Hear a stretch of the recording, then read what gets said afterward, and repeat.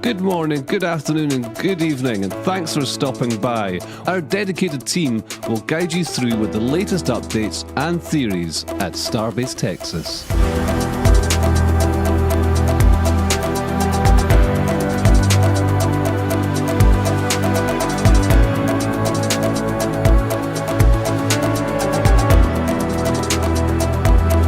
If you're new to the channel, be sure to hit the subscribe button and the bell icon for future streams.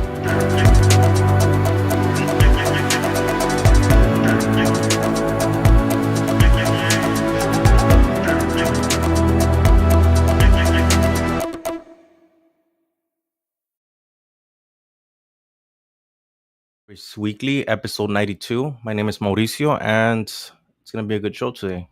Indian sir? Hey everybody, it's me, Indian Star, and we have our very special, our very own Zach Golden back today. Yay, Zach. Let me throw it over to you.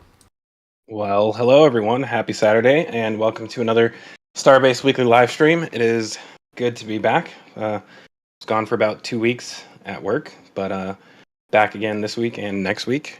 And yeah, we also have Ryan Hansen Space with us today. Ryan, thanks for joining us. Yes, good to be back. Yeah, how's everybody been? We've been fine. How have you been? Starbase has been happening. Oh, pretty good. I'm, still getting myself caught up on the happenings of the last few weeks, but luckily I have you all here to correct me if I miss anything. So, yeah, this should be a fun episode. Lots happening at Starbase. Not anything that we've been really wanting to see as far as, I think we all were hoping that we would have had a launch by now. I know I was definitely thinking that I might, be down at Starbase during this 2 weeks that I have off and get to see a launch down there. But yeah, it looks like things have been delayed. And we are still waiting to get word on when we'll actually see a launch. But yeah, we still have lots of other things to cover this week. So we will touch on all of that as it comes. And with that, I guess we will start off at the Masseys test site, where we do have some news this week. As you all know, or some of you may know, we finally have, I don't even know where I want to start, actually. I think we'll start with the burst test. I was going to mention the payload section, but we'll touch on that here in a second. So I actually have forgotten which test article this is. Ryan, do you happen to know? At the risk of being wrong, I believe it's like 26.1. Wait, Yeah, so okay, which that's what I was scene gonna are guess. we looking at? Because I don't see what you see. We're looking at Masseys? Yeah, I see it. We're looking at S26.1. Okay, so then It's me. Hold, please. But carry on. Keep talking. Don't mind. Holding. All right. Well, yeah. So we had a burst test of 26.1. It looks like they were setting up for that earlier in the week, and I'm not sure if you guys are seeing this yet. They are now. Cool. So yeah, looks like they were getting set up for this earlier in the week, and I wasn't actually sure whether or not we would see any more burst tests. The previous one prior to this was, oh man, I can't remember the name of the test article, but it was the one that they did the FTS test on, and so for a while it almost looked like they were starting to disassemble this area and prepare for something else, but yeah, we have now seen a burst test on this test tank. And I do have a good video of that Jeff put together from Lab Padres live stream. So I will go ahead and show that really quick. So this is we have both fast motion and slow motion, so we'll just go ahead and play it through. I'm not sure if we know the purpose of this test. I think this was a ship aft dome and then just a regular forward section.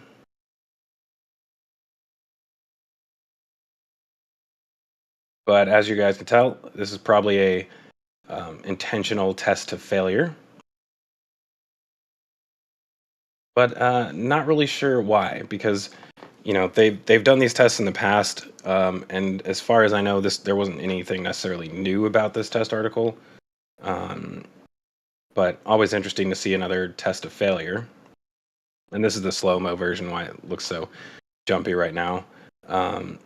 But yeah, so definitely have some action going on at Masseys. This is pretty cool, seeing it jump off of the ground. Pretty much almost looks like it failed both at the top and bottom to me, but I don't know. What do you think, Ryan? I believe it definitely did fail at the bottom. I believe the stuff that comes out the top, maybe some valves that are opening, or maybe there was some condensation collected at the top that shot up, and then it could have de-sleeved both of the domes.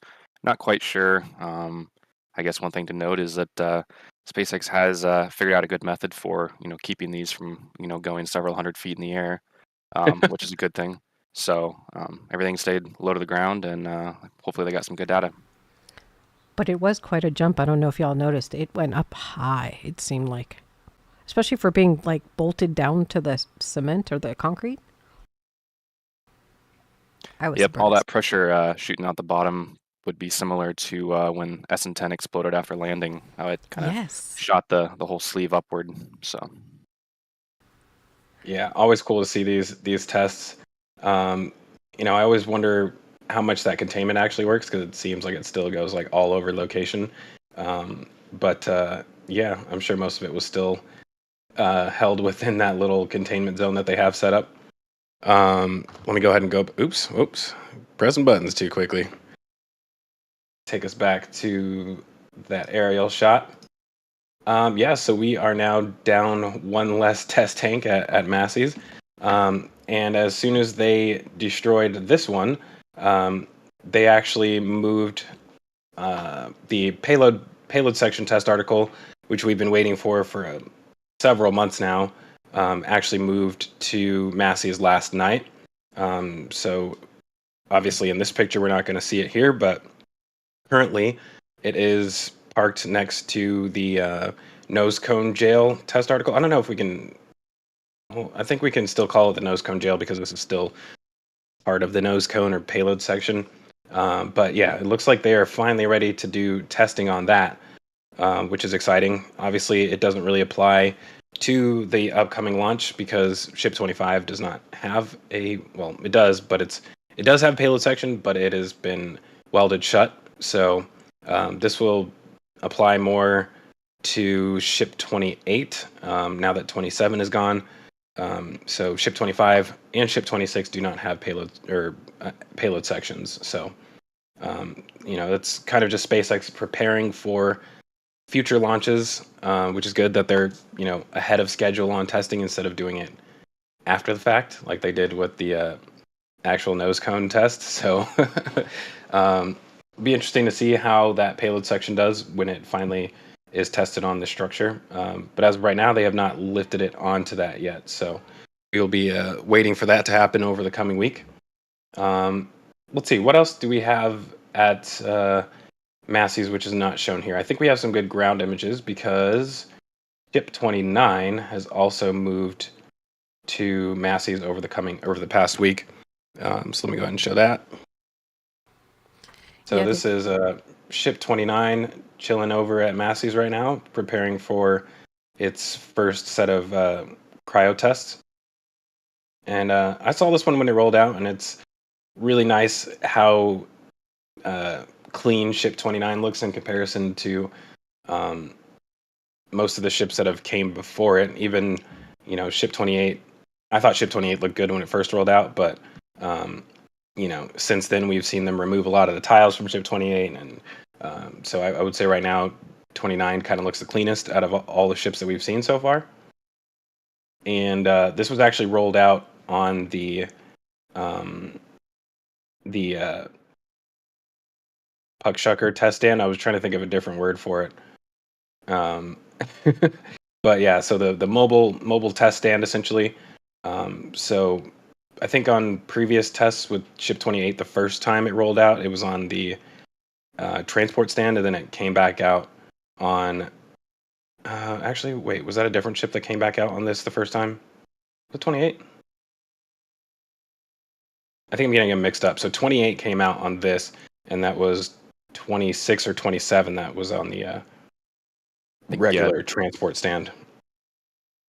Yeah, one of them was primarily used to, I guess, commission the test site. I think 25 did a lot of that. I'm not sure. I do not remember 26 at Masseys, but it may have gone there. I don't think it did, actually. I think it did its cryo Only the test launch at site. the launch site, yeah. Yeah. I think 25 might have been the last fully tiled ship before 28 then. Yeah, too many ships to keep up with. It gets kind of difficult sometimes. Ships and boosters galore. So Yeah, something but- interesting with 29 here is that it was actually the first ship to use the new lifting jig, and also the first ship to exit the high bay with the lift points on the nose already tiled over. So it is already tiled up on the nose, so who knows if those tiles will stay there. But looking at the tiles underneath the forward flaps, we can see that considerably less damaged than with the old lifting jig, and might have a close-up image of this as well. But some of these tiles, I believe, were missing before they did lifting, so just because there's not a tile there does not mean that it was damaged. But yeah, it looks significantly better now than the last time that they tested the old lift jig. Didn't they test it on 29 the first time? Or was that 28? 28 was the one I believe that primarily tested with the old lift Old jig, one? and yeah, they shattered lots of tiles all over the place there. So new lift Yeah, jig I mean, looks like it's doing its job. Yeah, I actually didn't get to see that one when they did it. I did see a few pictures of it, I believe, but I don't know if I have any pictures of it this week for those who haven't seen it. Maybe somebody might be able to throw one into live comms for us, and I'll bring it up if we have one. But yeah, I was actually kind of surprised to see that they, well, I guess not too surprised that they redid the entire lifting jig. Was kind of hoping they would be able to make the other one work, but it is nice that they finally have something that they're able to use that allows them to, not have to use those lifting points on the top of the ship. There's one thing that SpaceX is good at, it's process improvement.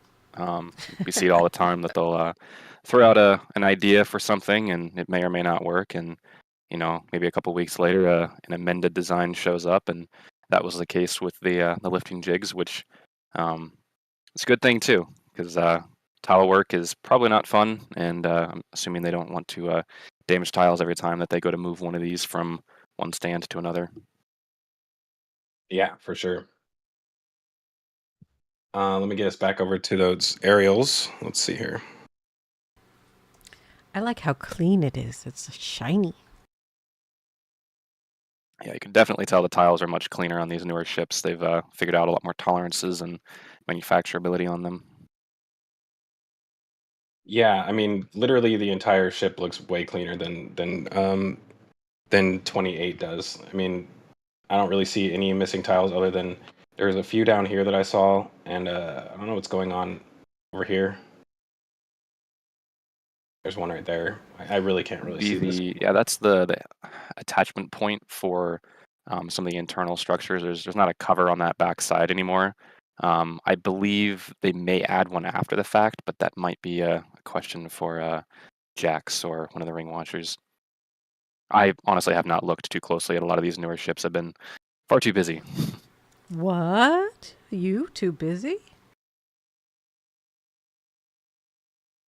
So getting back over to those aerials, Masseys looks like it's kind of developing even further. So they've been adding some road base around here, and you know, it kind of looks like they're about to pour a concrete driveway all the way around. So they do have it going around half of it, but still have not got it going around on this side. So it looks like they'll have the ability to do a full loop around there soon, unless they keep this little berm that they have going on. But I think they'll probably get rid of that now that this test is completed. But yeah, lots of development over here, and you know, we're still waiting for them to start this structure over here. So they've obviously have that base completed, and we now can see that they have some of the structural steel that'll be used for that building. It's looking kind of worn, like almost like this is some old steel from another structure, that almost like they got moved it from somewhere else. But yeah, I think we'll probably see that hopefully within the next few weeks now that they actually have this on site. We also think there's restrooms in the front left area because of all the piping on that same block you were looking at. No, on the same block you were looking at. That too. That's, I guess, septic tanks? Or will be because of the leak? Yeah, I think it's a leach field or whatever you call it. That's what I heard. Yeah, that could possibly be for this building, but also maybe for whatever is going here as well too. Yeah, interesting how far away it is from the structure, but yeah, definitely preparing for some poop. Oh man! All right, so what else do we have going on? You back. Yeah, I'm glad to be back. It's probably going to be a pattern that's going on for the foreseeable future. Being here for 2 weeks and then gone for 2 weeks, so you know, a lot of people thought I like disappeared or something, but no, it's just you know, going back to work. So that'll be my schedule from here on out. Next week, I'll be here next week, and then I'll only be gone for 1 week next time because my schedule kind of changed. So yeah, and then I'll start my normal 2 weeks on, 2 weeks off schedule. But yeah, it's good to take breaks as well too. So not from us, though. Yeah, what else do we have at Masseys? Kind of looks the same, other than the things that we've mentioned.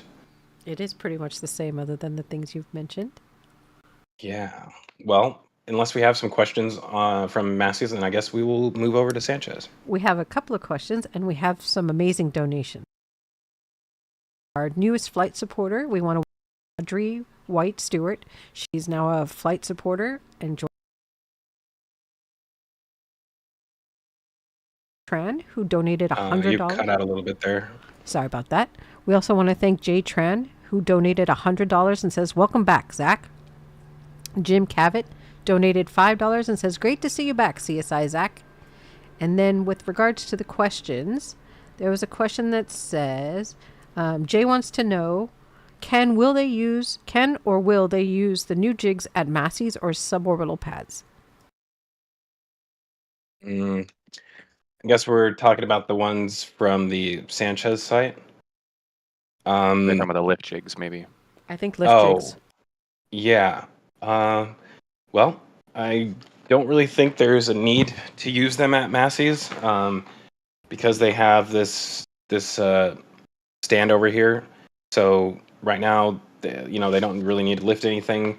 both ships and boosters have their own stands that they can be placed on top of and transported. So right now, they don't really need a crane for those purposes. This crane right here is really only big enough to lift these test articles. So I think we will only see it used in the high bay, and then also more than likely on the suborbital test stands as well. Yep, until they decide, to maybe have a crane here to, lift the ships on top of the test stands. Yeah, we might not see them actually used here. As far as we know, they only have one set of those right now, so I'm sure they'll be keeping those put to good use in the high bay. But given how well they seemingly worked, we probably might see a couple more show up, and I wouldn't be surprised if we end up with a permanent set, maybe laying at the launch site for moving ships on and off the suborbital stands. And that crane right there would not be sufficient for staying Don't at believe it's Masseys? big enough. Okay. I got another question for you from Crane Man. He says, why don't they use the untiled side of the forward flaps to guide the 2-point lifting jig to prevent damaging the remaining tiles that are missing?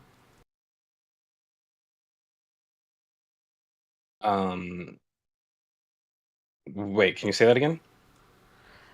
Why don't they use the untiled side of the forward flaps to guide the 2-point lifting jig to prevent damaging the remaining tiles that are missing? I'm not really sure how that would work, but I feel like they don't really want anything touching the flaps. They're not like necessarily structural members. Yeah, a lot of times they want the flaps to be folded like they are in this image just so they can keep them under control. And it might be kind of difficult to get any sort of guiding on the back side of that flap because they'd be bringing the jig in from the top and they'd need to then bring it in toward the ship kind of, to tweeze it. And getting anything on that back side might be a little difficult, as well as the bottom side of the forward flaps are completely tiled. So if they were to potentially, if there's like a hook or something, it might damage the tiles on the bottom side of that flap as well. So it's probably better if they just stay away from the flaps entirely. There's just a lot of complications that might end up causing. Fair enough. And then I have a unique question for you. The Frisco one asks, why are all the Starbase driveways concrete and not asphalt? It's a unique question. Well, I think the concrete driveways are more structural, so usually they're using rebar and whatnot, which allows them to be stronger when they're lifting or when they're driving heavy ships over them. Obviously, the highway 4 is made with asphalt, but they kind of did a little bit of reinforcement on that as far as like digging down and then placing like several different layers of road base underneath it. But I think just in general, I don't know, that's kind of just what they chose for pretty much everything here. It's stronger than asphalt usually, so you don't really have to worry about repaving it or anything like that. Yeah, I would say they probably are going more for long-term stability because if you've ever been in an older asphalt parking lot, you might notice there's divots where people's tires have been parked, and I could see that occurring on a much larger scale as starships, are going to be constantly moving. The highway is, that's state controlled, so they don't exactly, have input on how that is handled, but on their own property, they can, plan a little bit better for all that weight. Agreed. I think if it was up to them, they probably would have done concrete on Highway 4. All right. Well, let's go ahead and move over to Sanchez. There are some other pictures from the port of Brownsville that I do want to show, but I am going to come back to those when we get to the suborbital test site. So yeah, Sanchez site. What do we have going on this week? So, I was kind of hoping when I came back that we would have a little bit more progress out of the ground fabrication building, and we do not. But, it looks like we finally know why they were waiting so long. So I guess this maybe was kind of a little bit obvious before, but they just didn't have the roof panels on site yet. So when they disassembled this building, they preserved most of it, but the actual roof was kind of just torn free.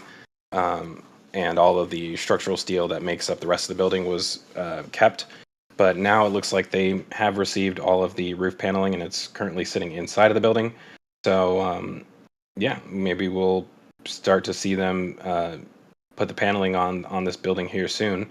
But yeah, as you can see, it's just chilling there, waiting to be installed. Moving over to the right a little bit. So we haven't seen as much progress with these black stands down here, although in the ground images, it looks like they do have the clamps or so I think these are Those them are some right of here. them. Yeah. Yep. I believe all 20 are on the ground or Yes. in that vicinity. So I'm not sure if that stand that is the most complete so far, I'm not sure if it has any currently in it or not. I don't think I looked so. at some of the ground images. Let me bring up some of the ground shots here. Because there's supposed At to be one point, 20, I thought correct? there should be 20 of There's them. 20 on the ground. Sorry, go ahead. At one point, I thought they may have test fit one, but I'm not sure if maybe that was when the photo was taken. Not quite sure. Yeah, I'm scrolling through these ground images right here. So it looks to me like some of them are installed. Okay. Yeah, but there's a day or couple of day difference between the flyover and the ground photos. So a lot happened in Right. those 2 days. Yeah, and That's these very true. don't look like they are movable. Well, actually, they kind of do. So you can see here, similar Yep. to the white stands, these have the I forget what you call these. I want to call them hydraulic pistons, but they're actually It's like a linear screw actuator. yeah, exactly. So A linear this screw is kind of weird because actuator? these look like they're bolted in. Yep. So there's a part missing on that outside that would connect that shiny metal piece or rod there at the bottom to the outside. And I think the idea is there's an electric motor inside of the black ring that will turn that, and that will essentially slide the pedestal in and out. So kind of gets away from the hydraulics. It seems to be a common thing at SpaceX. We're kind of getting away from hydraulically driven stuff. Yeah, it looks like these may be just temporarily bolted down until they get that installed, maybe? That could be. Though maybe those could be like, yeah, because that wouldn't be the limiter, I wouldn't think. Yeah, those might be temporary. Yeah. Yeah, because wouldn't they be like securely put into that square, like take up the entire space and there wouldn't be gaps, or would there continue to be gaps? Not necessarily. They might have like tracking. You don't want that to contact all the way around. If I had to guess, there's some linear tracks inside of the square cutout, and they're only contacting that. I guess the pedestal beam in a couple of places. That way, it doesn't have a lot of friction. It can slide. So I'm guessing those are just kind of holding it from sliding out right now. Yeah. Yeah, I'm sure Even we'll, on we'll the other test stands, like the booster test stands, if you look really close at where those slide in and out, there's essentially a couple of rails across the sides and the top and bottom that kind of keep everything centered and sliding without a lot of friction. Apparently, Crane Man agrees with you, or along the same lines. He says what is bolted are the Teflon sliding guides. Yep, that's kind of what I thought at first. Kind of looks like they come off the end slightly, but that red may actually just be the grease. And that's what he kind of, says. He literally yeah, said the same thing as you said it. yeah, that's what it kind of looks like now. So those, in theory, would be pretty much ready to go. Besides any additional hardware on the inside, which unfortunately we can't quite see. So is the grease cocked on like that? Is it a cocking consistency? It'd be The grease, the red very stuff. yeah. It'd be probably some sort of like marine grease, if I had to guess. Okay. yeah, interesting because I don't think I don't think they've greased the ones on the transport stand, so it's kind of new, I would say. I haven't seen that on the other ones. But yeah, so let me go back to that aerial view really quick.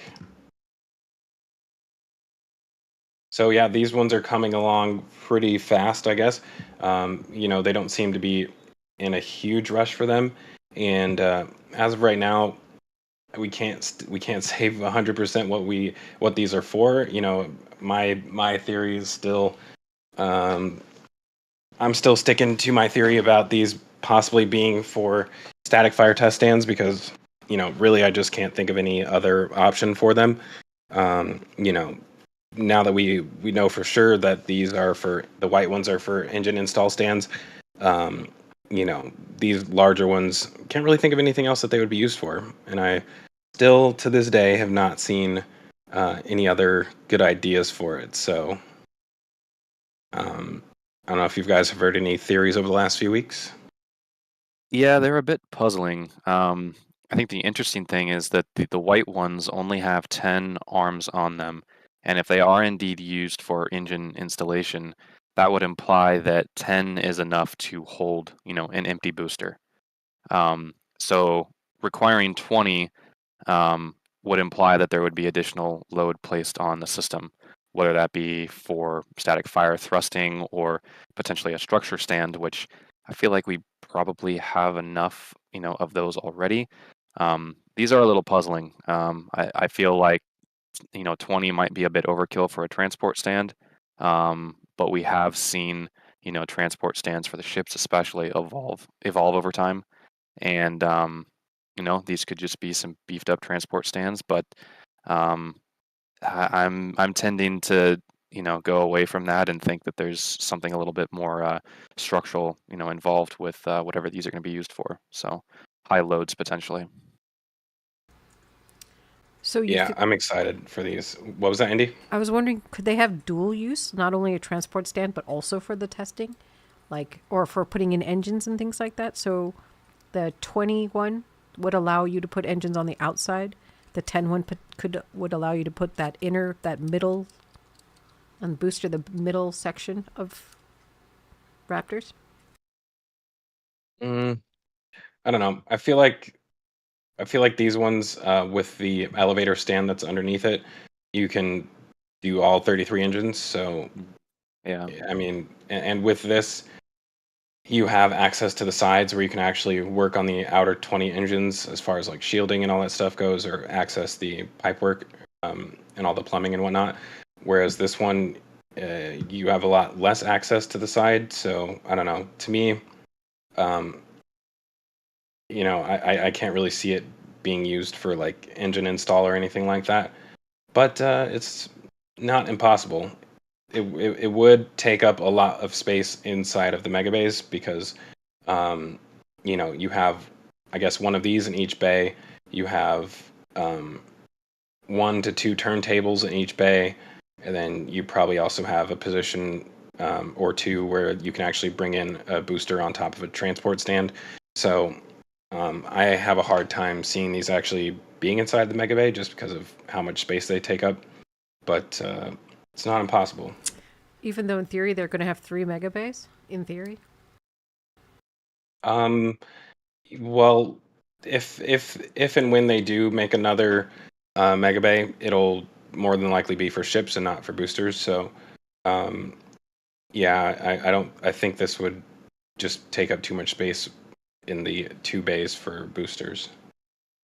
Yep. And if we think about the idea that maybe they use each corner of a mega bay for, to hold a booster in whatever state of completion it's in, there's likely at least one of those that you want to remain open for a transport stand, or maybe they could use the middle. But I can't see more than 4 permanent structures, inside of a mega bay. And if we were to start cramming all of these rings inside the mega bays, we're gonna fill them pretty quickly. So, well, yeah, it's really interesting to see these take shape and all the theories involved with them. And we actually have 4 boosters in Mega Bay right now, or had as of yesterday. Really? Yeah. Quite crowded in there. 9, 10, 11, and 12. No, 10, 11, 12, and 13, I believe. I'm way behind. I didn't know 13 was being stacked yet, so that's news to me.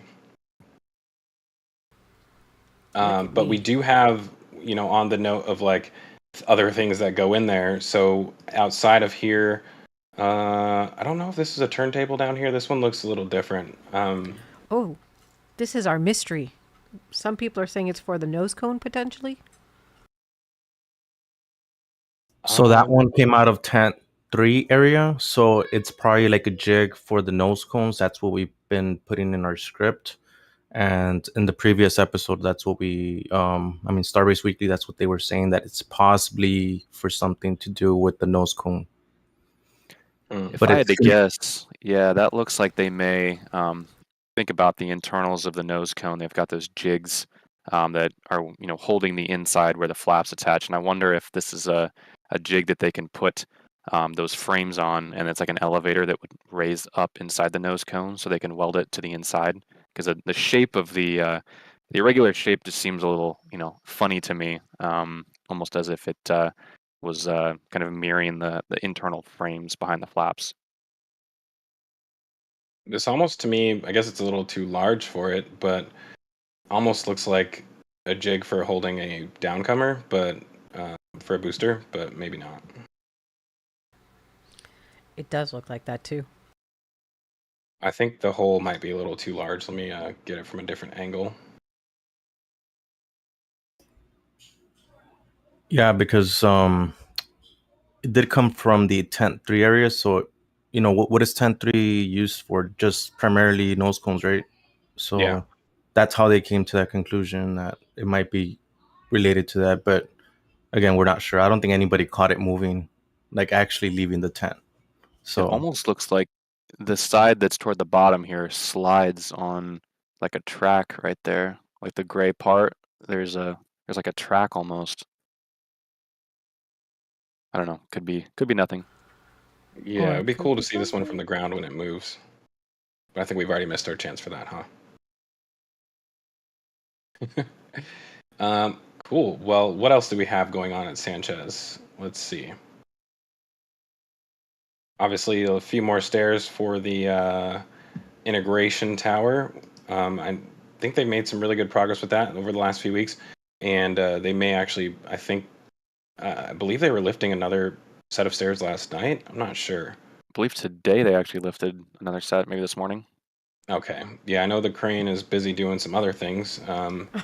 I heard it's getting in place right now to lift the hot stage ring back on top of Booster 9, but we will touch on that a little bit once we get closer to it. One other minor thing I wanted to mention over here. Let me get a good picture of it. So down at the bottom here, kind of been waiting for this to happen for a long time. It looks like they finally demolished the concrete stands or the pads that they had for building the integration tower sections. So there was 3, I believe there was 3. There was at least 2 pads that were here that they set those jigs for the tower sections on here, and it looks like they're finally breaking those out right now. Not sure what they're going to do after that, but just I guess one of those those late jobs that is finally getting completed to actually break all that stuff out. And they have some more groundwork going on over here. Not really sure what the purpose is, but got a weird hole in the ground right here. Almost looks like they're going to put a huge pole there, but I mean, it's like right in the middle of the road, so I doubt it's going to be a pole. And that's a huge pole otherwise. Like a Yeah, monstrous kind of one. weird just being in the middle of the street like that.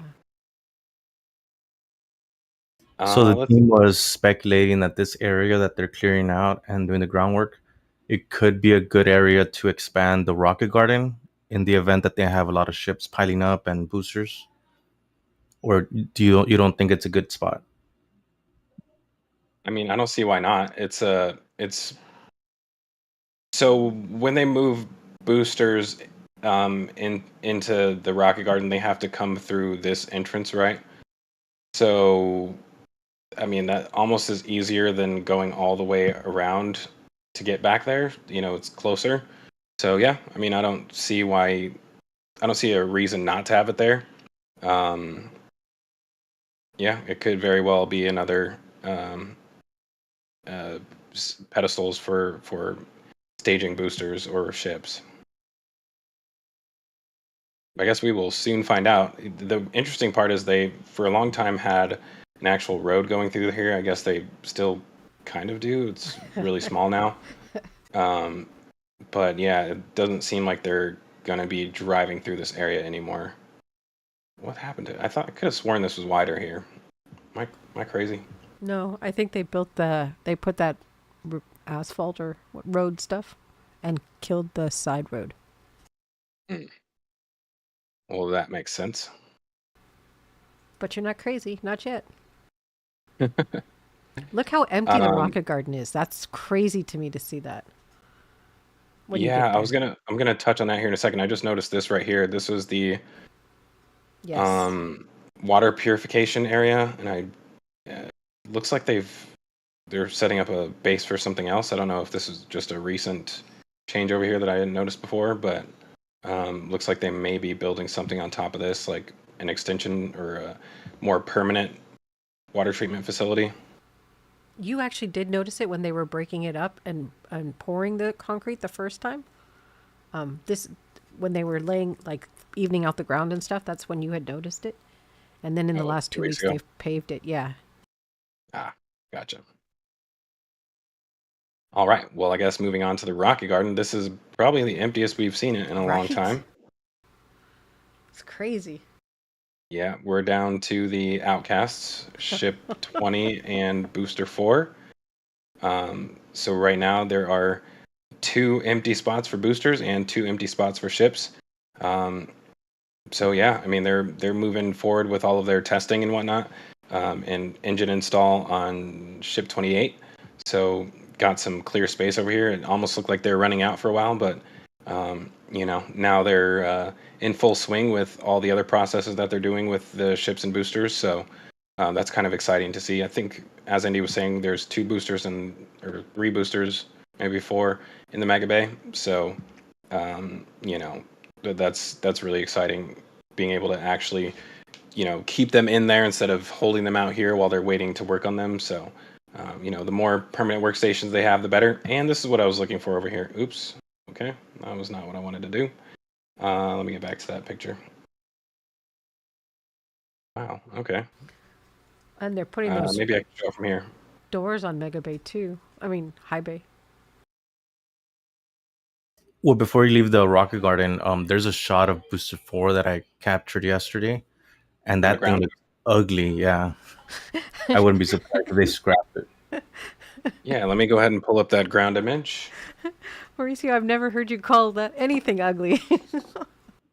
Well, because it is. People will probably agree with me, but it looks a little rusty. Yikes. Yeah, looks like most of the rust is coming from either the grid fins or the weld marks on here. So I don't think the actual stainless itself is rusting, but it's kind of dripping down from the welds. But yeah, this thing's definitely seen better days. It's got a lot of character now. Definitely pointed out in the crowd for sure. Yeah. I mean, I guess this is what happens when a booster sits outside for 2 years, so. I feel like if this happened, let's say to like booster 9 or something like that, like during re-entry, most of this, it wouldn't necessarily burn off, but it would probably be coated in like soot or something like that, so you wouldn't actually see it. Yeah, that thing. It'll be interesting to see if the boosters in the future, age a little bit differently as SpaceX changes their processes. I mean, not sure, I guess, exactly what sort of welding method they used for Booster 4, but be interesting to know if on newer boosters they're using a different technique that may lead to less rusting. Like an alloy. I would say the same thing for the construction method of the grid fins. Would it just be the application of an alloy? Potentially. Well, I was going to say the grid fins on Falcon 9, they're not made of the same material as this, right? Because they don't seem to rust. I've seen they're made out of titanium. Falcon 9 are, I believe they're machined titanium.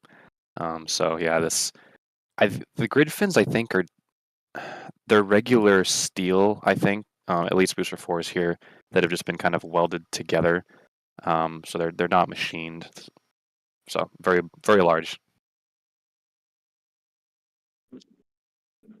The way you said Falcon 9 sounded like you're saying I something else, but know. you know. I was like, Like, geez, dude. Until right, well, you said it, let I me, didn't even know that's what he said. um, go back to the aerials. Yeah, I was just mentioning that they have two additional, um, uh, wow, lots of words here. Um, Turntables. So these, I don't know if these are new. I think they still have one that's in the Mega Bay currently. So maybe there's even two of them in there. I know there's at least one. So that was kind of something I was mentioning earlier as far as like how much space they're going to have in there for additional stands. So if they potentially have two turntables plus the engine install stand, then there's really not room for those additional large black stands. At least I don't think so. I highly doubt they would want to be moving these in and out all the time. I think once they're in there, they probably want them to be, in permanent positions. So, yeah, let's move over to the Ringyard unless we have some questions from Sanchez. We have, well, just a couple of donations real fast. In addition to the $100 that Jay Tran donated at the beginning of the stream, he then donated another $50 and said, Ryan Hansen Space, keep coming back. Great feedback. So yay, Ryan. And then JK Video also donated $10 and says, hello, everyone. With regard to Sanchez, not a lot of questions for Sanchez specifically. Oh, wow. I see a massive amount of gifted memberships popping through there, and I don't think we'll be able to read through all those, but it looks like everybody in the chat is now a member except for Michael Stenland. Sorry, Michael. You have been left out. Because Jay Tran just donated 20 gifted memberships. Before that, we had donated, Jim Cavett donated a membership, 55 Chevy Guy donated a membership, and then Jim Cavett donated another membership. And then Jay Tran donated 20 memberships. So it's a membership galore day. It's good to be in the chat. Looks like Joshua Collins has been left out as well. So that's okay. Well, somebody will get them in the next round. Well, moving over to the Ringyard, we have some good progress on the Mega Bay. I was kind of hoping that we would see the bridge cranes installed by now, but looks like that has not happened yet. Still waiting on the actual trolleys to be delivered, it looks like. So they have all four girders, but they have not installed the trolleys. And they're also installing the floor for the roof area. So looks like right now they're kind of leaving the middle area open, which will allow them to actually install these bridge cranes once they're ready to do that. So they can fully cover up the sides, but leaving this little gap in the middle will allow them to lift these up once they're ready to actually install those. But yeah, really good progress getting the floor installed. Once they do this, these are like corrugated panels, probably aluminum or something like that. But once they finish these, they will pour concrete on top of them, and that like forms the actual floor. But they probably won't do that until the entire thing is fully covered. So yeah, that's really good progress. One thing I was kind of hoping maybe we would see is for both sets of stairs to actually be finished before they do this, because it's easier to lift the stairs in, without all of this flooring up here. But we do know that they've gotten the first set of stairs in there. But one thing that there also should be is a diagonal set of stairways that goes to the middle, and there's like a hole in the floor up here. I was really hoping that we would actually finally be able to see the way that's laid out, because we couldn't see it in Mega Bay 1. So I was kind of hoping that they would do that before the roof is installed, so we know what it actually looks like. But looks like we won't be lucky enough to see that. So hopefully one day we'll get a good shot from the inside. But yeah, really good progress on the actual roof of this building. One of the big things they're gonna have to do once this is finished is actually lay the floor in here. So this is still not finalized on the inside because they've been moving. Well, up until this point, moving the crane inside and out. So they have not finished the actual floor yet. But once they get those bridge cranes installed and at least have the floor for the upper part of the building poured or laid, then they will actually be able to start working in there. So I think they started assembling boosters inside of Mega Bay 1 before they actually had the full roof section completed. But also, I guess there's maybe not as big of a rush since they still have Mega Bay 1 right now. But yeah, making tons of good progress with this. Also, looks like they're starting the second set of stairs. I could have sworn they do have a few over here. Let's get Are another they angle of that. stairs or are they for the elevator shaft? Well,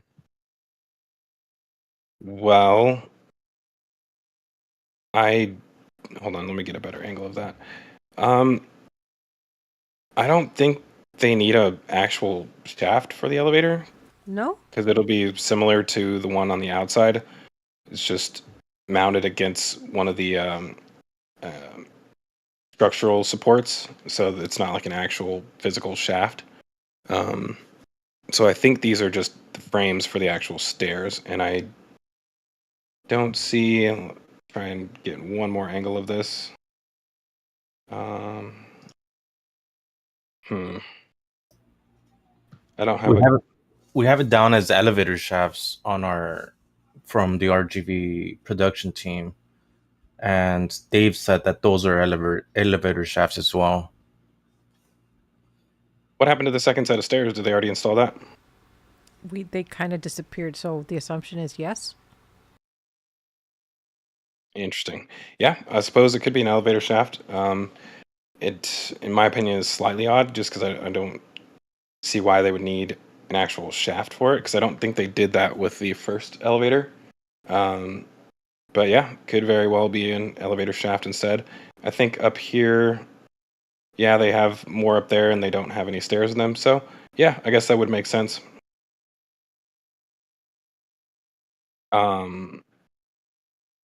Maybe this also allows them to attach these onto the different levels that they may stop on, like for where all the walkway platforms are, can actually attach onto these, so they, are able to build the walking platforms off of these. But yeah, definitely something that wasn't done on the first Mega Bay, as far as we know, or as far as I know.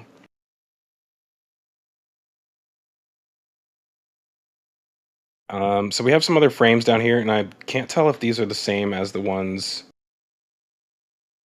in front of Mega Bay 1. So there was one down here. It kind of looks similar. And so these, from what it looks like, they're preparing to put a doorway on Mega Bay 1, which kind of sucks. But it does make sense and is probably something that they've been needing for a long time. So we can kind of see it in this image right here. The rail that goes up the doorway, and obviously there's going to be another one on the left side as well too. And when we look at that from the ground, let's see if I have a... Uh-oh. By the way, That was Nate weird. confirmed that the stairs are in both front corners. Okay. Well, they got that second set of stairs lifted in pretty quickly then. Thanks, Nate. I'm scrolling over, trying to find a good picture. What is this? That is a turntable. So yeah, in the top of the building right here, you can see that railway that they have going up the side. And as I mentioned, there's one on the left side as well too. So I believe that, I don't know if it's going to be in the back side or the front side, but this essentially looks like tracks that you would see like for a garage door. So that's going to be one large garage door.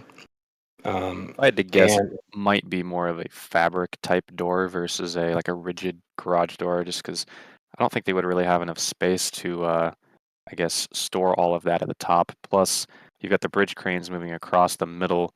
Um, I don't think there'd really be anywhere to put the door potentially. So I'd almost lean toward this being some sort of a fabric type roll up door. It's funny that you say that because there is a thought that what you're saying is accurate, and then there's a thought that it's a flat door that goes all the way up and over into the back and down the back side potentially, so that it wouldn't mess up the bridge cranes and it would have that, I guess, give to have the door go up and down without any issue. So it's interesting because there's two sides of the house on that one. It'll be yeah, interesting. I mean, if it does go to the back, that would be kind of weird because I feel like that would require a rail going across the back, or through the air, attaching to the back wall, and that would kind of mess up the bridge crane if its hook is lowered.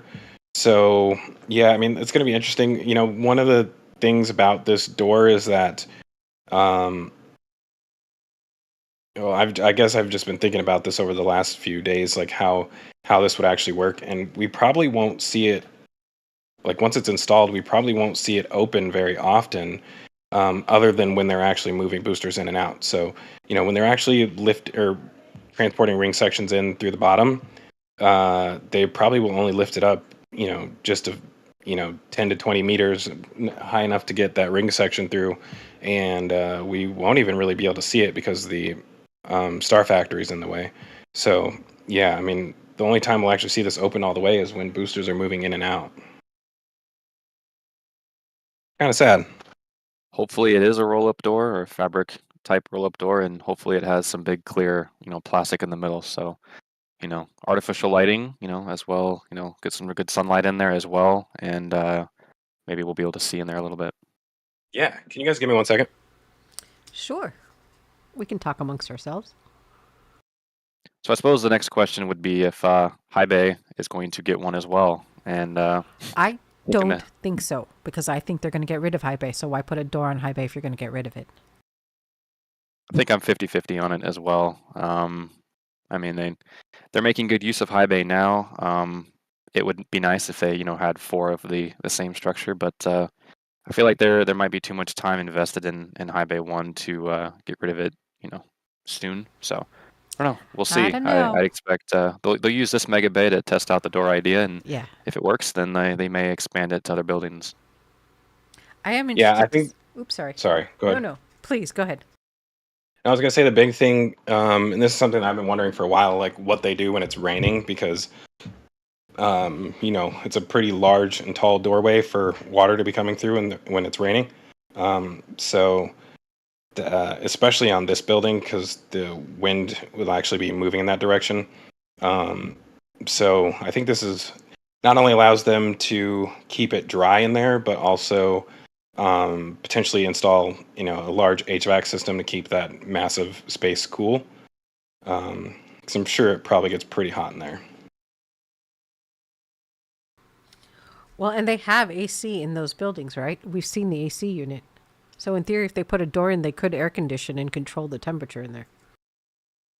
Yeah, it looks like they have some vents for the HVAC coming in down here. There's 2 HVAC units down here. There may be parts that have AC, but I'm not sure if the actual, build volume, I guess, has any vents in it. There may be some smaller, side rooms that do. Yeah. All right. So what do we have going on in the Ringyard? A whole lot of nothing. It's a whole lot of Tetris, to be completely honest. Yes. They're using about every square foot they can right now with all of the construction going on. It reminds me of Frogger. I don't know if you're old enough to know what Frogger is. I do. I remember Frogger. Yep. Yeah. I mean, so right now, Indy was saying that there's 4 boosters in there. Are we sure? Because I think these look like the same forward sections that I was seeing before. So This right here is booster 10, right? Or is this 11? It's a good I know that question. 10 is I currently thought on top 10 of got the engine moved. I think stand. 10 got put on top of the engine installation stand. I think they tested 11 on it, but I don't think 11 is on it currently. And we knew 12 was in there, and I think there's at least parts of 13. I don't remember the status of 13 off the top of my head, though. Okay, yeah, because I think that with there being 2 booster forward sections out here, that one of these is, I thought one of these was 13. But I guess Dave is saying that 3/4 of 13 is complete inside of there, so that's interesting. Moving super fast with those boosters, and with ships right now they have ship 30 and 31 right here. Yes. Wait, is there another ship in the back? I can't tell. I think. You never know with SpaceX. Oh, okay. So this is before ship 29 got moved out to Masseys. So this was 3 ships in here. So 29, 30, and 31 right here. Yeah, and then we also have the large space in the front of the high bay, which they've torn out most of the concrete. I will say that right now, and I'm going to get another angle of this. Just playing devil's advocate here. Right now, with the shape of this, I would say that it looks like Star Factory expansion. Mm-hmm. However, I am going to stick to what I've said previously, and I don't think that the Star Factory will expand all the way out there. The one reason I would say it may look like it does is because of the way that the angle that they cut this at. But I don't know. I don't think that the Star Factory will expand that far out. And I think we'll probably see it stop right along this line right here. But they're just breaking out all of this stuff anyways. So yeah, this is going to be interesting to watch this develop. But we do finally have some groundwork going on in the front of the building. Wait, so when do you think that structure is still part of Star Factory or no? The white structure? White Just structure? in the same image you're looking at on the right, the actual framework? That's still Star Factory, correct? Yes? Yes, that. Yes. And so you don't think it'll go to the left if you're looking at the image? I think it'll stop right along this line right here. Interesting. Okay. Yeah, so everything to the left of that, I feel like maybe they just need more room for staging all of the construction material, possibly. But it is possible that the building will actually extend that far. I just don't really see that happening, mostly because it'll be ugly if it does. But yeah, it is a possibility. But right now, they do have some groundwork going on. It looks like honestly, I have not looked at last week's images, so I'm not sure if they've done more than this, but I believe this is the first of the actual underground conduit and pipe work or whatever is going on here for plumbing. So we should start seeing them actually lay out the actual pad for the rest of the building down here. But yeah, they're making tons of progress on the Star Factory. I've been a little bit confused by the roof up here because the roof for the first part of the building looks similar to the original building, but down here they are putting a different material on the top, so that's a little confusing. So that's the insulation, right? The white is the insulation. That's why it's white. And then they're going to put on another layer. And it'll probably be like that corrugated metal that's on the top of the other one. I don't know, because I don't think they did that. I don't think they did it this way for the other one. You're right. They didn't. I don't remember seeing this insulation. Yeah, I think one of the theories that was thrown around, I think it might have been actually Dave who discussed this, but we know that the top area or the top right is potentially going to be the heavy metal area, and they may, have a lot of machines producing heat in that area, so they might actually want to, thermally control that a little bit better, which might mean that they end up putting some insulation in the roof here to kind of control the temperature a little bit better. Yeah, they do have. I thought there were cutouts up here for additional HVAC, but it looks like they've all been covered up. I'm not seeing them anymore.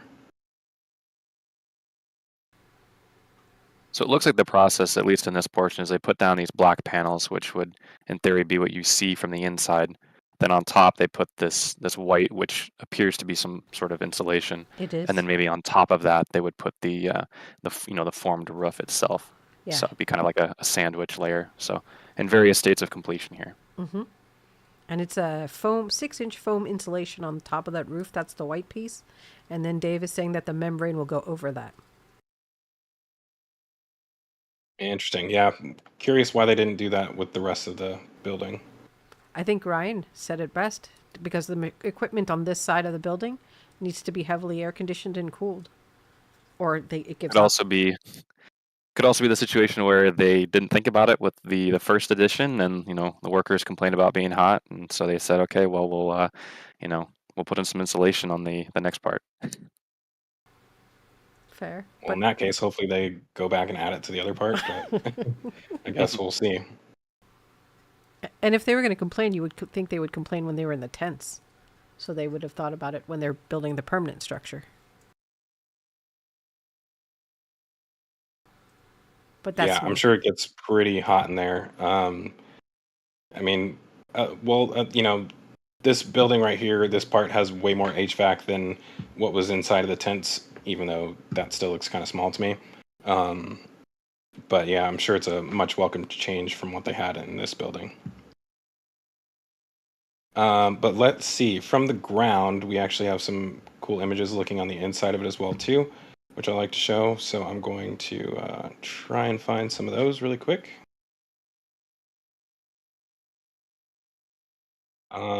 Cool. So it looks like they have added in. I can't remember if these bridge crane rails were in here before or not.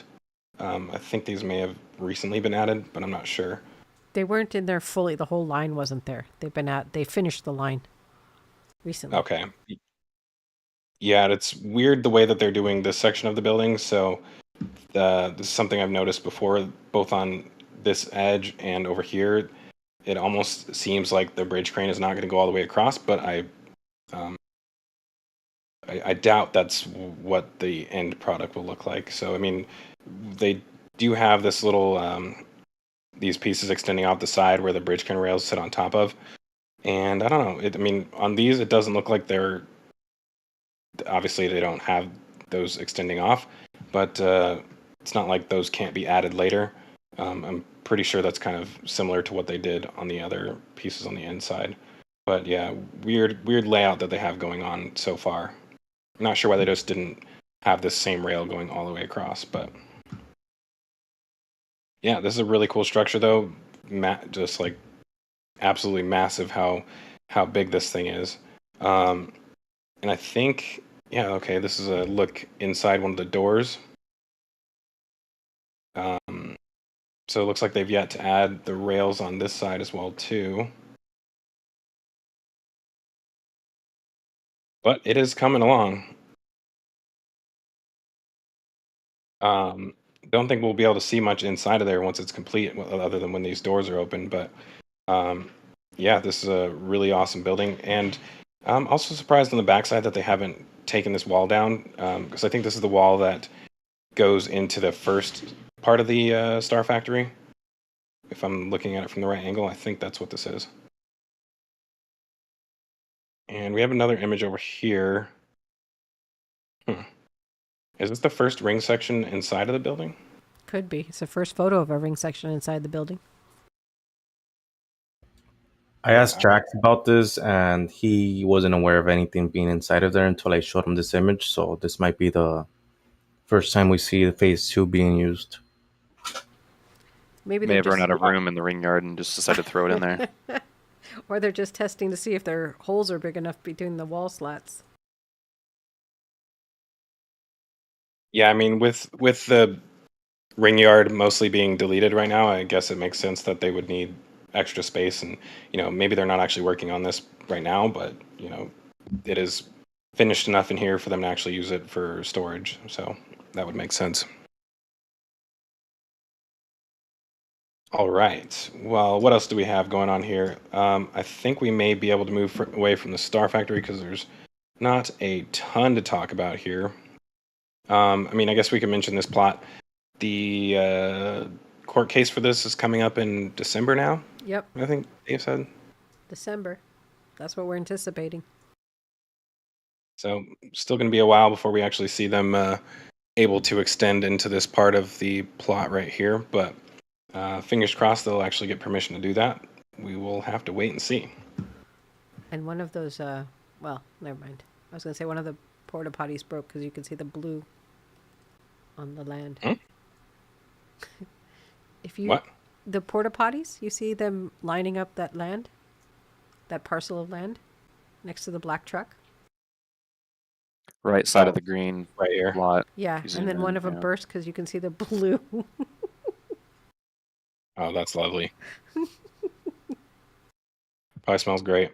The whole place probably smells great. Nice. All right. Well, yeah, let's move over to the village area. I'm not really sure if we have anything new over here, but I also haven't checked it out in a while. So, Before you go too Um, far, can I call out some donations again? Because we got some big ones. yeah, of course. J Tan coming in with another $100. That's $250 in this stream alone. J Tan, Seabreeze, Wow. you're amazing. Thank you so much. We also got a $10 donation from Ribby, and then Jake Winlow donated 20 memberships, and Jim Cavett donated 5 memberships. It is literally membership galore in chat today. If you're not here, you're missing out. That was what I wanted to shout out. Thanks. Awesome. Yeah, thank you for the donations. We really appreciate the support. Definitely goes a long way into helping Mauricio stay up in the air and also, just in general, helping out the stream. So thank you to everyone who's donated and also for everyone who's donating memberships. Joshua Collins still has not received one, so I guess You it's just not stop meant to be for calling him. out people who aren't getting them. Yeah, it's not meant to be for him. It's the algorithm. It's not the individual. Well, if people have their donation, like gift receipts turned off, then they won't receive one. So Yes, you have maybe to he's have just it one of those guys who doesn't want one.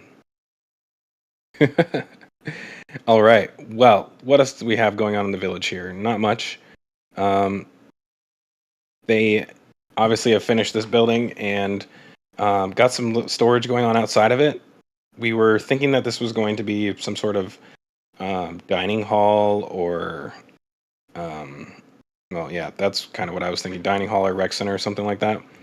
But right now they are actually storing parts and stuff out here, so maybe it's just general storage instead of actually being a dining hall or something like that. And same thing with this one over here, but obviously we can't see on the inside, so not much to really say about that. But what else do we have going on in the village? And sorry, I'm just More seeing plots these of ones for land. the first time. Yeah, Go ahead. they're just clearing out more plots of land that you can see at the top there of the image. Yep. Were these two finished before? Or Nope. did they just build those super quick? Super quick when you weren't here. Wow. Well, that's pretty fast. They're like let's see. prefabs, so I don't think it takes them long to put it together. Yeah, well, next time I need a house, I'll make sure I'm Sears and prefabbing it Roebuck. because that's pretty crazy. So down at the integration building, they have finally laid this concrete down. I'm sure this probably happened last week when I was gone. But yeah, and they finally have a driveway, which is nice, considering that this is supposed to be, somewhat of a clean room, I guess, to some degree for, storing satellites. So, not tracking dirt in there, I'm sure will be nice. And they have this extended driveway down here, which kind of suggests that there will be something down in this area later, but they have not started on it yet, whatever it will be. It could also just be like a turnaround area for the SPMTs, but yeah, just overall more development going on in that area. Whoa, they got 2 hovercrafts now? Yes. Wait. Well, they have 3. They have 2 of the larger ones, and A small one. Where'd it go? It was right there. You had it. Oh, okay. Yeah, I think it left in between those 2 images. So the 2 parked next to each other, and then the smaller one down there. Yeah, it had left by the time he circled around again. Yeah, and then we have the HLS nose cone down there. One thing I did want to mention, because it's new to me, in the ground images, and I guess this is just a question more than anything. I think this is my first time seeing it. Like I said, building another HLS nose cone, possibly. Possibly. We don't even know if the first one was an HLS nose cone. It's just the assumption because people said it had the door in it. But if you look at the nose cone itself that supposedly has a door, I don't think it's actually a door. It just looks like one. Not that one. Yeah, There's another this one. There does appear to That be, one. it's just like tape Yeah. on it currently. Whether that's marking a template for a future door, not quite sure. It is odd though that it is right on where the flaps would be. If you look above this, Zach, there's the hardware where the flaps would technically attach to, and I don't think that's the best place for a door. So I think this is not a door. But is this the full flap hardware? I don't think it is. Right? That's typically what they come out with, and then they add additional on top. Interesting. I mean, yeah, this sure looks like a door, and this is cut out right here, right? I It's don't think it's taped. cut out. I think it's like one of those like shipping Yeah. label packages kind of taped on it. I don't think that's actually a cutout. Like masking tape or in It could be duct cut tape. out actually. Actually, you know what? I think you're right. I think that is cut out, and maybe the tape was taping on a template to cut that out. Or the tape is holding the cutout in place so it doesn't fall out. Yeah, that's a weird one. Well, one thing also in these ground images I mentioned earlier at the beginning of the show, that the Payload Section test article has moved over to Masseys, so this is no longer sitting outside in the Ringyard. Nope. Zach, I'm going to hop in here. That one did not move. It's the E-Dome that moved over to Masseys. This one is still sitting outside Tent 3. Yep.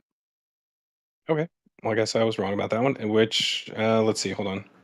And yeah, the white square in that nose cone is where the flap actuator cut through is in the nose cone, so that's not related to the door. Yeah, Reports I just noticed.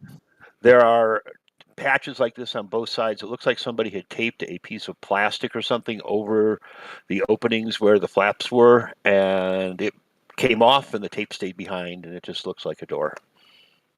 Yeah. Yep, they probably taped over that because there's also the cutout for the lifting point. Yep. I guess lug down below there too. So yeah, it looks like there's some sort of a white like sticky plastic on the inside as well. So they were trying to keep it somewhat clean. And then the other one I was going to catch is back in the village, Zach, is we did see the WOX inlet and outlet pipes for the new kettle boilers are laying outside that new storage building on the ground in the parking lot area at the west end of the building. Yep, little triangle side up here. Go up all the way to the fence line. Far. Keep going. Keep going. We're gonna have to get to another image. Yep. Let's see. Nope, that's not gonna do it. I think you need the wide image and just zoom in on it. It's good enough. You have to go further left. It's just cut off on that image there. Yeah, it's to the left there. That reminds me of like Barbie's place. All those neat little. Yeah, that one in there, Zach. So there's your two pairs there, and then if you look in the street, there's a black and silver pipe along the side there, behind the pickup. Nope. Yep, that right there. And then there's a triple manifold, which is a nitrogen manifold, probably for the methane kettle boilers, because when we get over there, the WOX kettle boilers have all their new nitrogen piping. So there was some stuff that happened while you were gone. Yeah, I'm excited to see these. I guess we'll talk about it more when we get over there. But yeah, that'll be one thing to keep our eyes on, is just whether or not this delay with IFT2 is long enough, that they may decide to actually fully install this stuff. So I think if so, we will probably see them make moves on that within the next week or two to actually move this to launch site. And to me, that'll be a big sign on how long we should expect this delay to be. But there is a chance that no matter what, they may just hold off because they may truly not know when to expect to get approval. So in that case, it's probably just better to hold off. You don't want to get approval and then be in the middle of doing this and have an even longer delay because of it. But yeah, I agree with you. I also think that they don't want to cut into the actual fuel lines, oxygen and methane, because then they'll have to purge all the way out to the OLM once they make those cuts. Whereas if they hold off, they can do that between IFT2 and IFT3. right. Cool. Well, I think that was all from the village area then. Oops, sorry, I'm cycling through these pictures on accident. Do we have any questions that we haven't touched on yet, Indy? We have lots of questions, and we have a donation train happening. The questions are not necessarily relevant to what we've been looking at. So if you want to do them now, we can do them, or we can wait till the end. Sure, we'll hold them off till the end, and then we'll touch on them after we get to the launch site. Cool. Then I'll just read off the donations very quickly. We want to thoroughly thank Sharpie, who started this donation train and says, for excellent work, RGV team. And he donated $10. Steve Coates donated $1.99 and says, choo choo. Rocket Profit came in with $10 and says, hop on board the Sharpie train. Choo choo. Jess Martin donated a super sticker and £10. And Jim Cavett donated $2 and says that he's on board. And then he also donated $10 through PayPal. He is just a donating machine, this one. And then we have, and that's it for the donations for now. Awesome. Well, we got more memberships donated. We do. We have Mike Stenlin donated 5 gift memberships. And I think you missed Rocket Profit threw another 20 in. Oh, go Rocket Profit. I did miss that. Good job, RP. And he says that's the flap actuator hole, just so you know. That door. Awesome. Well, thank you for all of the gifted gifted memberships and donations. Really appreciate all of your support, and that everybody who has received a membership, if you haven't already gotten access to the weekly flyover images, you should be able to view those now. I think if you just go to the community tab, Yes. under RGV's page, then you should have access where you can download all of these images and go through them yourself. That's both the flyover and the ground images. So make sure you take advantage of that gifted membership. And if you enjoy going through those pictures, then consider becoming a permanent member. And you get to join us for the show and tells. When Mauricio takes the photos, he actually gives us all first peek at the photos he took that same day. So we get mini Starbase Weeklies for flyover and for ground photos.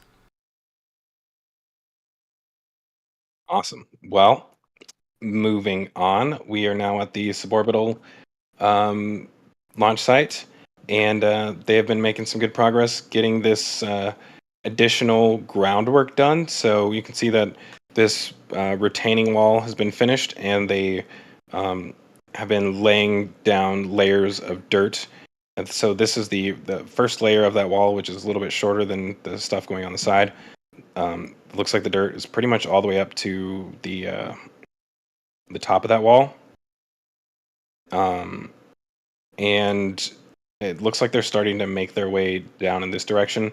And so kind of what I've been expecting, and I said this a few weeks ago, that they would grade this all the way up to the same level of the driveway up here.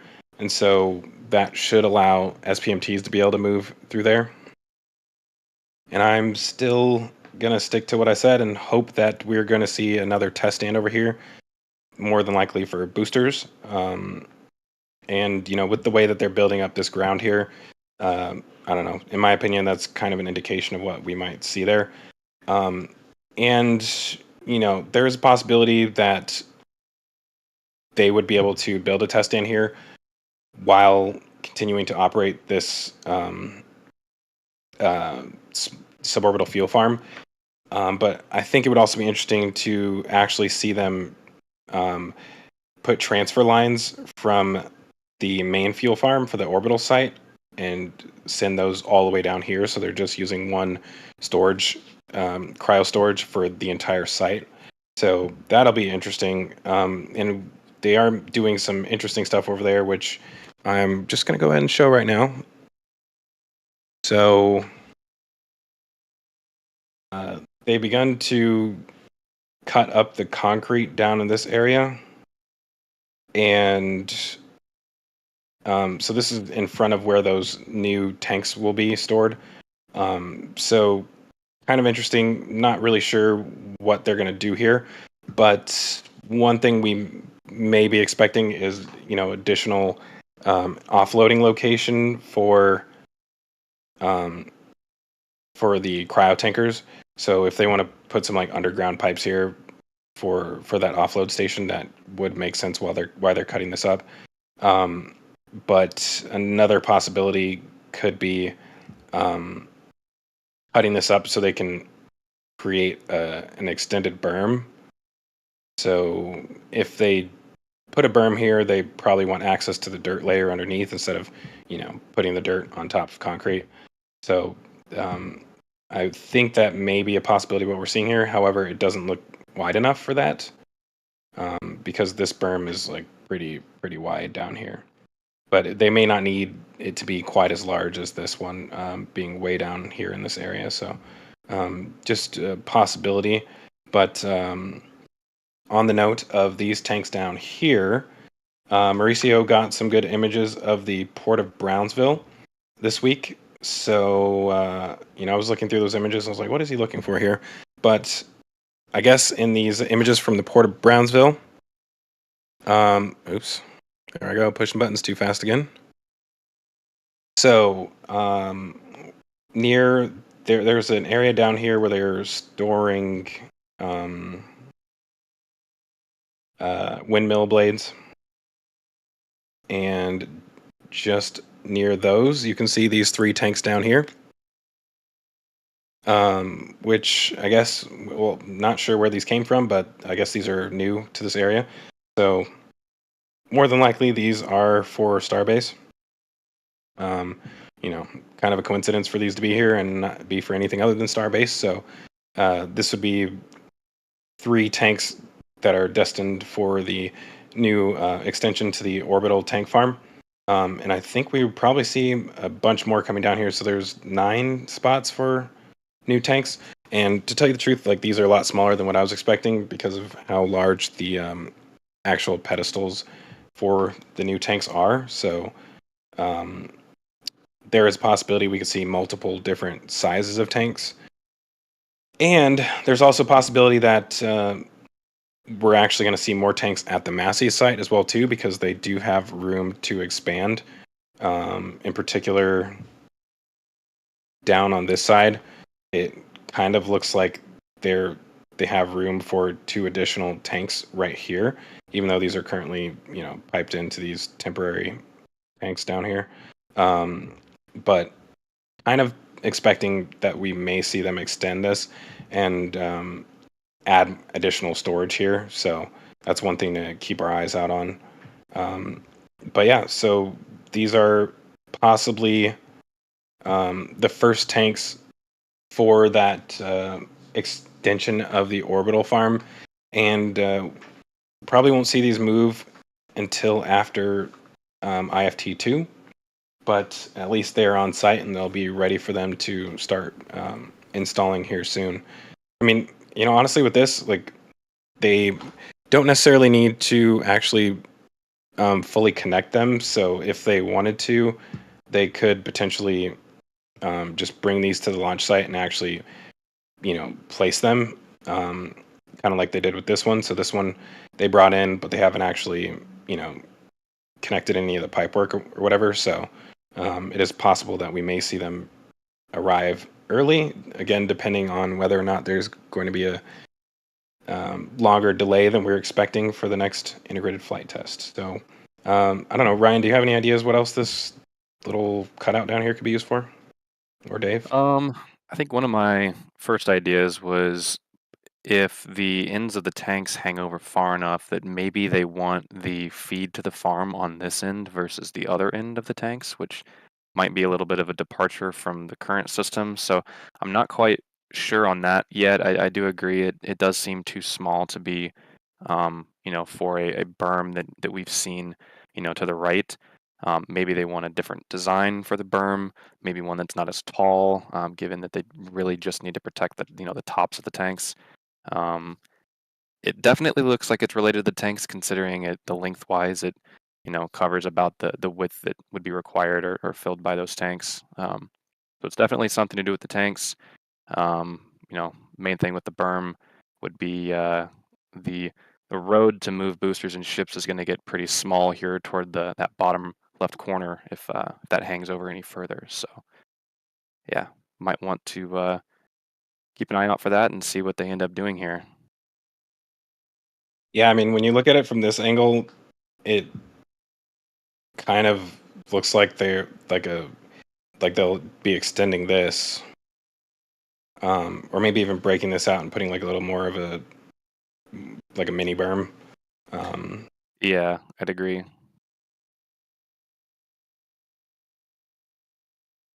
Yeah, this site's going to look night and day different within the next year, just from what it looks like in this image.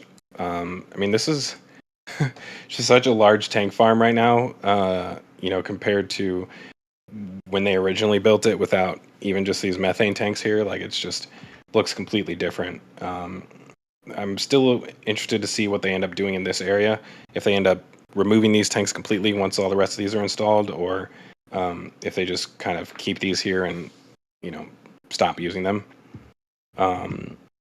But one thing that we mentioned earlier is the expansion of the actual pumping capacity. So you can see in this image that they do have the pipe work for the nitrogen lines for these two kettle boilers over here and also the two down here. So let me get a better angle of this.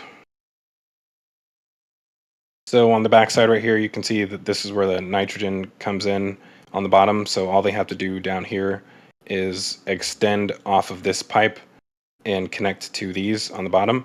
But the more difficult part happens in the front, which is cutting out this section right here and then installing the manifolds that connect to the top of the tank. So this is where the liquid oxygen comes in from the top and then exits out of the bottom. So they'll also have to cut the pipework on the bottom as well too, in order to integrate those in.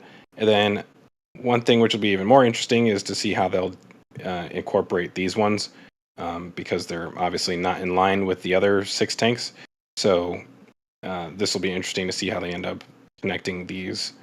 Right now, it does look like possibly the nitrogen line could end up keying into this somehow, but actually, now that I think about it, there's already a nitrogen line, which you can't really see here currently because of all the stuff being in the way, but there's already a nitrogen line coming up from down here, so I'm guessing these will have their own supply right there.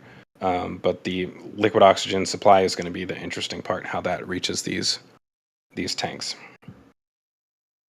And on the methane side, let's see.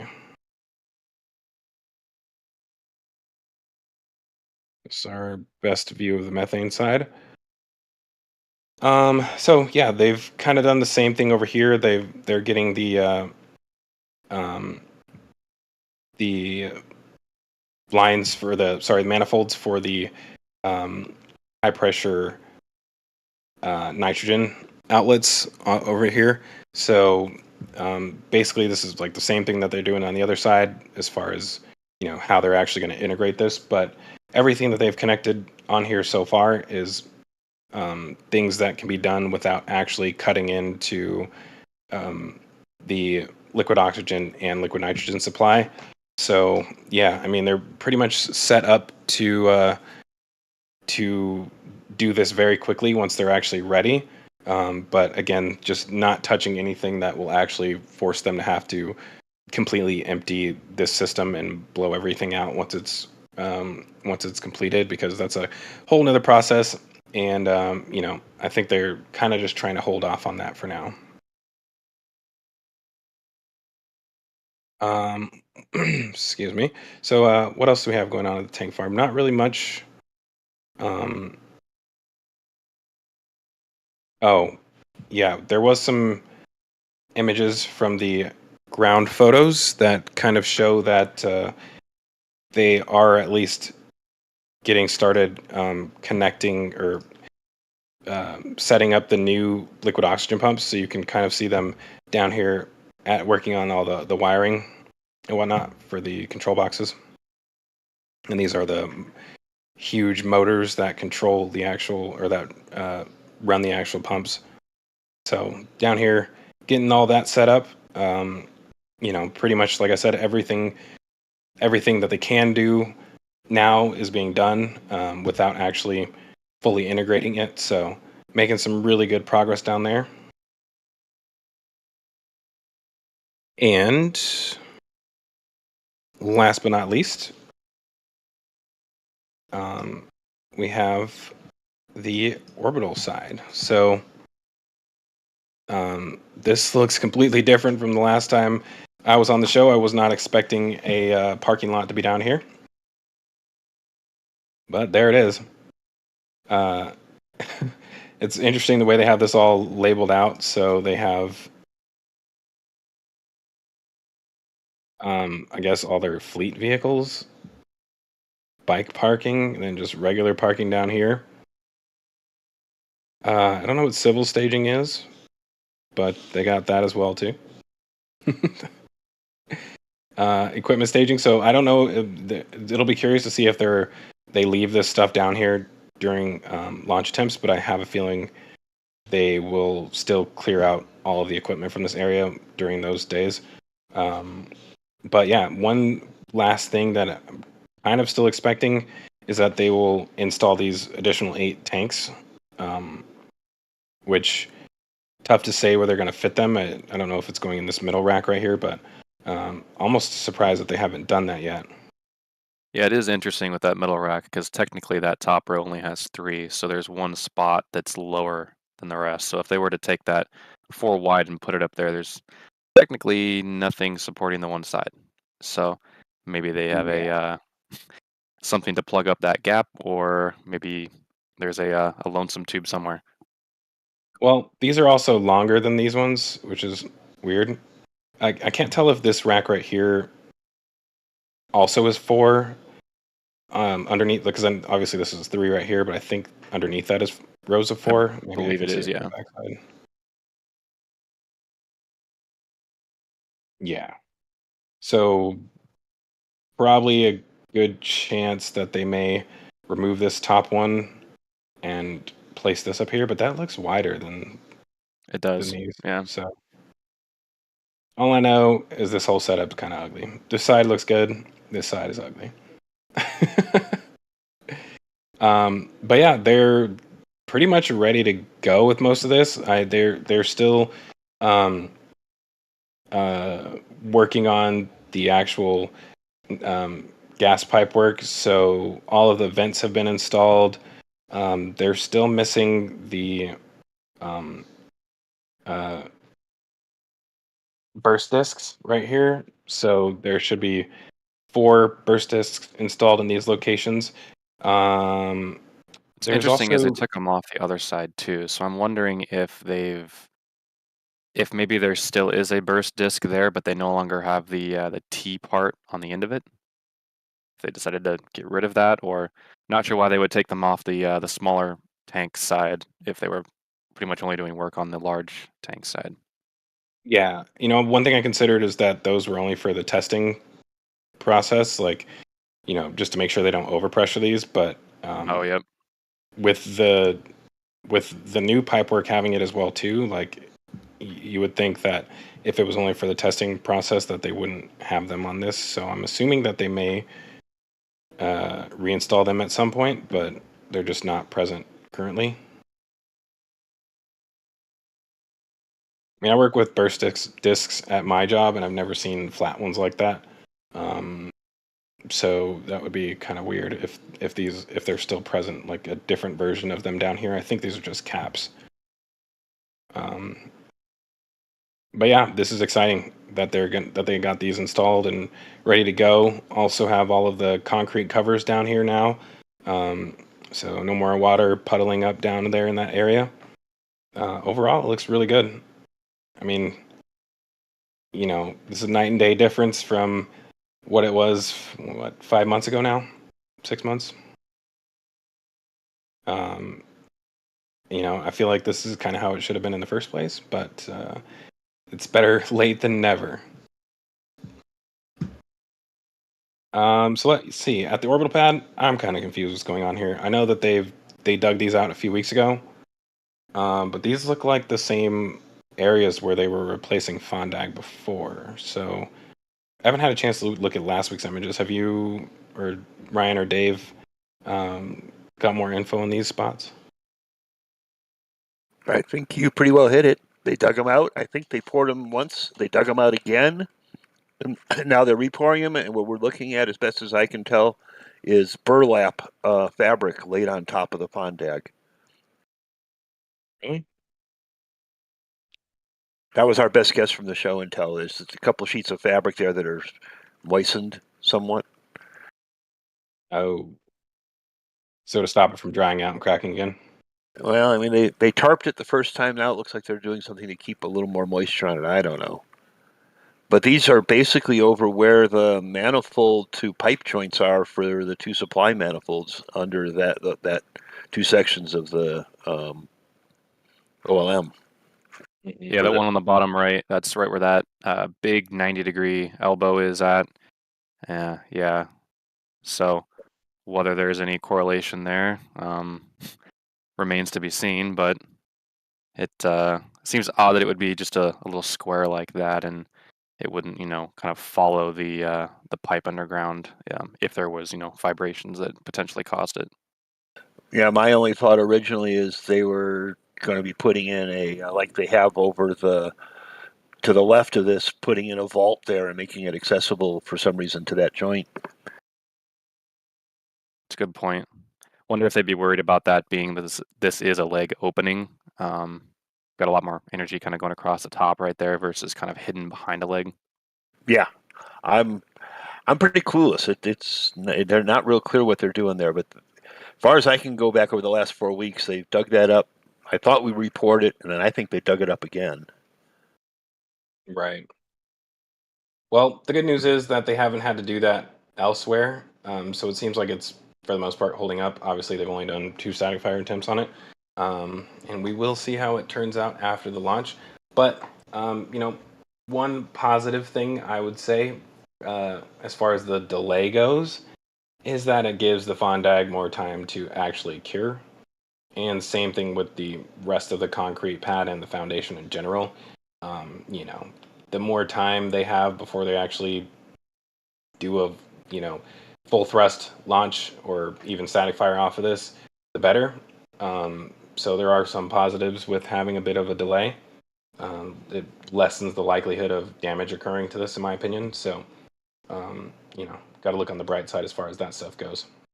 And then if you look in this image, right along the bottom edge, right at the edge of the concrete, between the 2 trailers and off to the right, there are 2 explosion-proof high-res cameras mounted in the dirt facing up the OLM. Yeah, those should be some pretty cool views. They are looking smartly placed right behind the legs so that they aren't receiving direct fire. This one is kind of on the edge, so maybe still a little bit at risk. But yeah, those will be. Hopefully, they'll share those views with us because that'll be some pretty awesome views for like a split second. Actually, we may not see much because with the water spraying, it's going to be a limited view, I would say.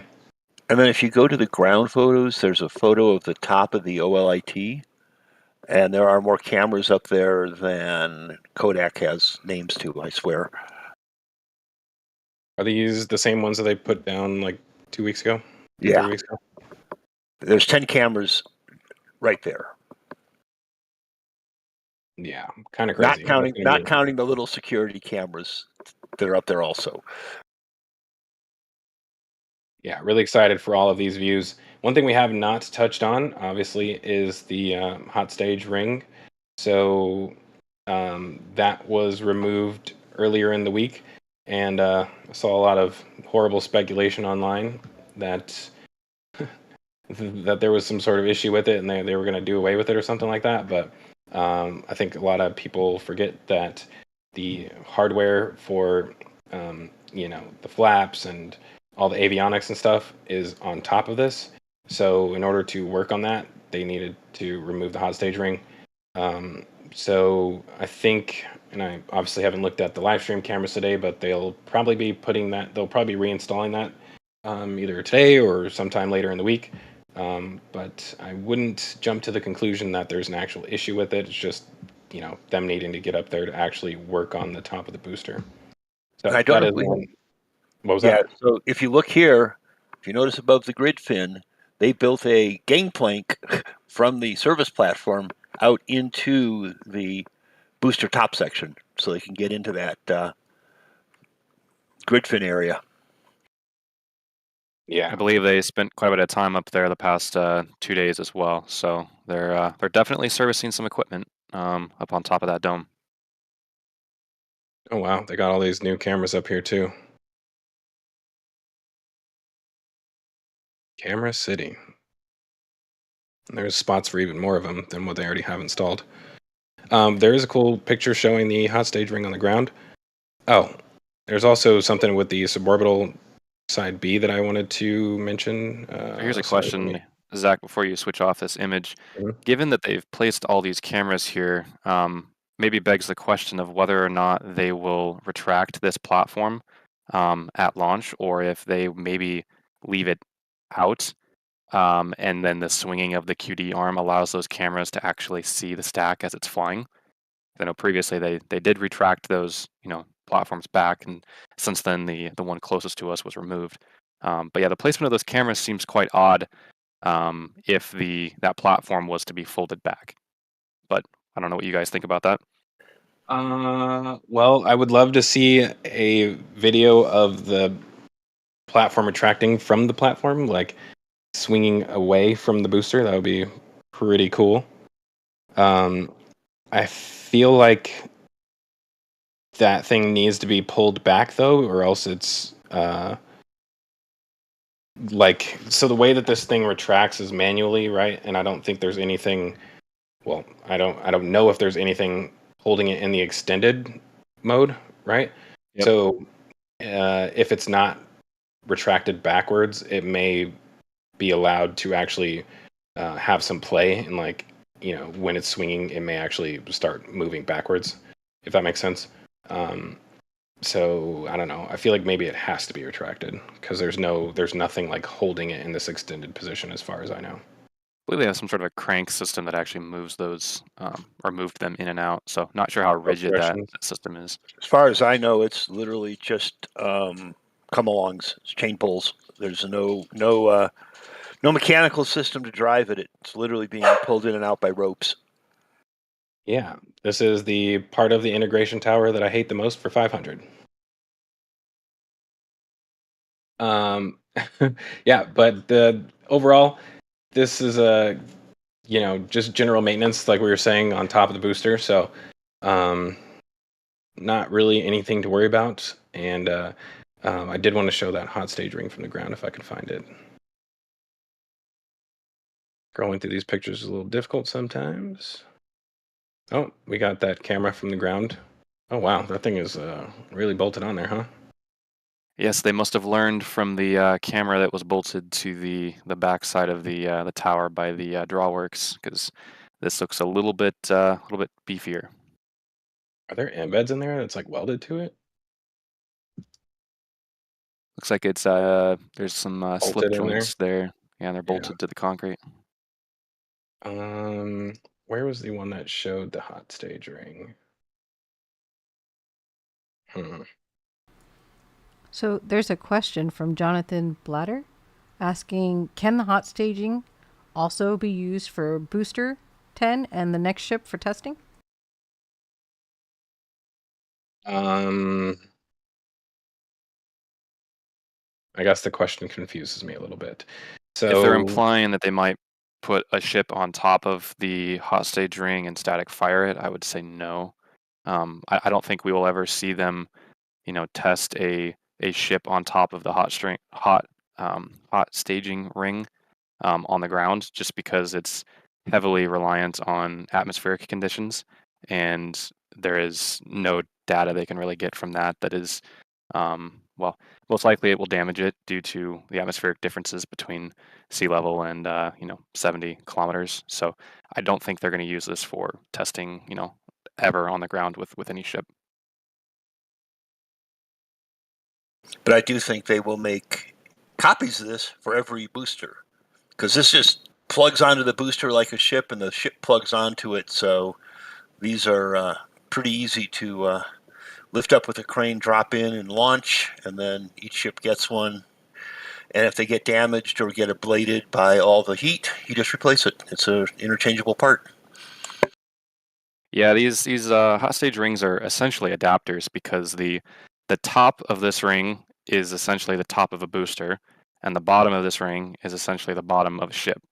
And so they can use the existing hardware and clamp them together just as if, they weren't there. It was just the ship and the booster. So they're really more of an adapter than anything. And I do anticipate them being possibly consumable parts over time, depending on, how well they'll stand up to the ship's thrust. So we may be able to reuse a booster many times, but I'm imagining these hot stage rings will probably be consumable parts that maybe the last 5 launches, 10 launches, who knows, but they will probably forever be an adapter and never actually integrated into the top of the booster. yeah, one thing I noticed, one thing that we've been looking out for and kind of trying to figure out, and I think we finally got a better idea of it as of this morning. Maybe you guys have mentioned it last week. Wanted to show pad B, if I can find it. No, that's not what I want. I need the backside of it. So we mentioned that they added on this new pipework to the backside here, which was kind of curious. And it seems to me like they just rerouted the liquid oxygen and liquid nitrogen. Sorry, liquid oxygen and methane main fill lines. So I'm gonna have to go back and look at where the old lines were. But yeah, it looks like they just have new manifolds on here that for where they supply the fluid into both the tanks. So not really sure why they did that. It almost looks like they added some redundancy in here with having 2 valves to open and close things, but without being able to see this from an up close like aerial view, it's really tough to fully explain what they did here. But from what I'm seeing, that's what it looks like they did back here. But a very curious addition. And they also almost looks like they have 2 drain ports on here, or I don't know if these are for preventing like overpressure or something like that. I would expect those are the purge ports. So when they finish fueling, they can close the valves at the thing and then dump the excess cryo out, just like they do on almost every launch mount on every rocket.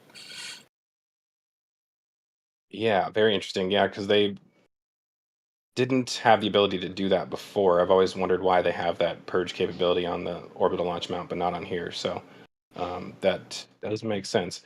I wonder if they also will end up doing pre-chill like they do on the launch mount. So opening these up and purging while they're doing the pre-chill. Obviously, with the methane side, I wouldn't expect to see that, but these are pretty much duplicated on both sides. So the next static fire attempt will be interesting, seeing what's different hopefully we'll be able to get a little bit more information on that when they actually test it. And on that note, it is interesting that they're going to use this for the first time with ship 26 on here instead of purging all this out without ship 26 on there. So who knows? Maybe ship 26 is a giant trash can. You're hoping. Yeah, I'm not a fan of 26, but it is what it is. So, Indy, did we have any questions that we have not addressed yet? We do. We have lots of questions and we have lots of donations and lots of gifted memberships. So I will start off with the gifted memberships and donations. First, I want to call out our number one winner of all donations today, Mr. J. Seabreeze Tan, who has donated another $150. And he says, thanks to the RGV team, Indy, does that say? It says Indy, AI, Dave, Nate, Steph, Ryan, and of course Mauricio. I think that's supposed to be you. AJ is supposed to be you, Zach. AJ? I don't know, GB maybe. Anyways, thank you for the donation. Yeah, thank you for the donation. We also want to thank everybody. Cranky Old Man donated $10 and says on board the Sharpie train, plain fuel and sunny treats. Ulrich donated €10. Zen Dragons donated $9.99. Demars donated $20 Canadian and says on board. Thanks, RGV. Then we also have Yazada, who donated $5 and says thanks everyone. Demars came in with another $20 Canadian and says choo choo for sunny food. James L donated $10 and says I want to see ship 25 and B9 fly on Halloween. That's a good one. Let's see if that happens. And then again, Jay came in with his $20. Then we have gifted memberships. Demars donated 5 gifted memberships. Rocket Prophet donated 20. Sharpie donated 1. 55 Chevy Guy donated 1. Lots of gifted memberships. And then questions. Let me ask you some questions. Starting from the top. There's a question from James L. and he wants to know, why did they remove the hot stage? Do you know?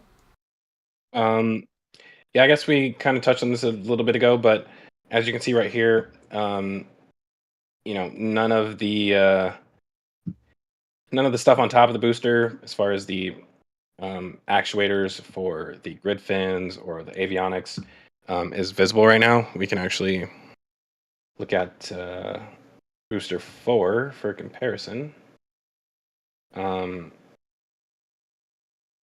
See if I can get a top down of booster 4 maybe. Yeah, so there's a bunch of stuff up here that they may need to access, which they're currently not able to do with that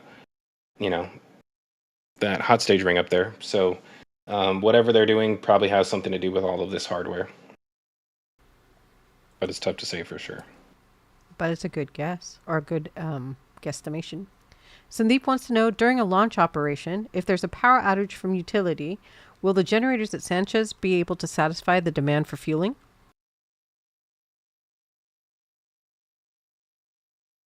Any thoughts on that, Dave or Ryan? I'm not an electrician, but I would say that having the generators that far away from the launch site might not be ideal for a lot of the high load that would be required at the launch site, because I believe they have some step up and step down. It's hard to say. I would say there's probably a certain capacity for emergencies, but if they lost power, there's definitely not going to be a launch. Yeah, I would agree. If they lost power, they could keep minimal operations going with the 5 generators at Sanchez, but I don't think it would be enough to operate at normal rate. So they have to go to lower pumping rates and things like that. They just consume so much power during a fueling operation. Fair enough.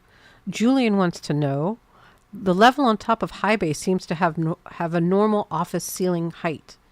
But on Mega Bay, the top level is double the height, but windows only go up. But the windows don't go up to the top. Any thoughts on why so tall in Mega Bay? Yes. Air conditioning. Everything above the windows is mechanical space for air handlers, chillers, all that stuff that are not mounted on top of the roof. So it keeps it pretty, keeps it out of the weather, but we saw them moving stuff up into that upper truss space. Thank you, Dave. There's also a question. What do you think will go in place of Mid Bay if they take Mid Bay down? Mid Bay? It's gone. I think they're asking what they're going to put in place of Mid Bay. So now that it's gone. Oh, I don't know. Mega Bay 3? Good guess as anything. Really depends on how far that front section of the Star Factory comes, because if it comes, even with the area that they currently have, it might be kind of tough to fit a full-size Mega Bay kind of along the road there. You'd probably be looking at a smaller footprint building, more similar to High Bay. But we'll just have to kind of wait and see, I guess, what the Star Factory ends up looking like. If they leave an obvious, area for a building, then we'll know for sure at that point that they intend to do something there. Yeah, I think if we watch probably over the next 2 to 3 weeks, when they start putting footings and foundations in for the next phase of expansion of Star Factory, maybe they'll start digging footings in on the other side of that area, and we'll sort of see what the footprint's going to look like. Fair enough. So this is a good image here to kind of show that, but I believe on the right side, the frames there on the bottom are, I believe that's where the building front is going to, I guess, end. I don't think there's any footings further. Is that correct, Dave? Yeah, the slab on the right should be the end of the building. The concrete, or where the frames currently are? No, there's one more bay to go in. The higher bay of that building. Right, so if you look at the 6 legs that are there, they all have extensions off the top. There will be 8 more legs on the edge of that slab that go to that higher height. Okay. Yeah, so if you kind of draw, imaginary line from right to left, keeping where those would be at, especially if you come flush with the left side of the original Star Factory expansion, that leaves pretty limited space for, I guess, a full-size Mega Bay without eating into, other infrastructures. So all they got to do is delete this parking lot right here. They could certainly do that, which they may. Will they leave that cut out for the rings? Just kidding.